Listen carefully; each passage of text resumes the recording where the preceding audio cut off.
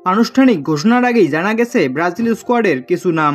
বাদ পড়েছেন Vinicius junior, তবে দলে জায়গা করে নিয়েছেন রদ্রিগো ও এডার মিলিতাও। এখন প্রশ্ন উঠছে ভিনিসিয়াস জুনিয়রের বাদ পড়া নিয়ে। আর কেন রদ্রিগো ও মিলিতাও দলে জায়গা পেলেন?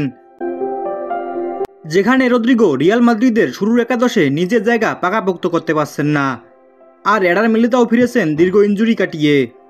আসন্ন বিশ্বকাপ বাছাই পর্বে চিলি ও বলিভিয়ার বিপক্ষে ম্যাচকে সামনে রেখে 25 আগস্ট ব্রাজিলের স্কোয়াড ঘোষণার কথা ছিল কোচ কার্লো আনচেলত্তির।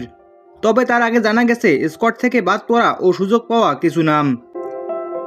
কিন্তু তার আগে আলোচনা ভিনিসিয়াস জুনিয়রের বাদ পড়া নিয়ে। কারণ গত উইন্ডোতে তার একমাত্র গোলে জয় পেয়েছিল ব্রাজিল। সেই জয়ের মাধ্যমে বিশ্বকাপ নিশ্চিত হয় ব্রাজিলের।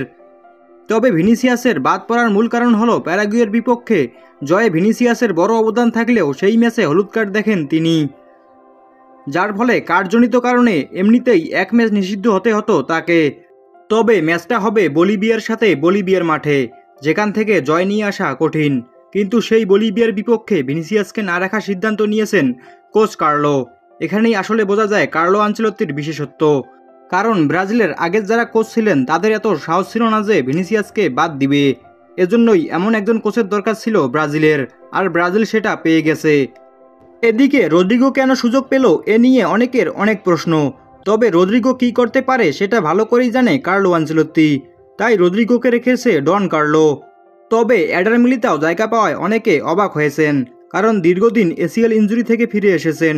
তবে ফিরে আসলেও করে ফেলেছেন ইতিমধ্যেই গোল, ডিফেন্সে করেছেন অসাধারণ পারফরমেন্স, যার ফলে তাকে দলে রাখতে ভাবতে হয়নি কার্লো আনচেলত্তির। লিমন খান, খেলাবেলা।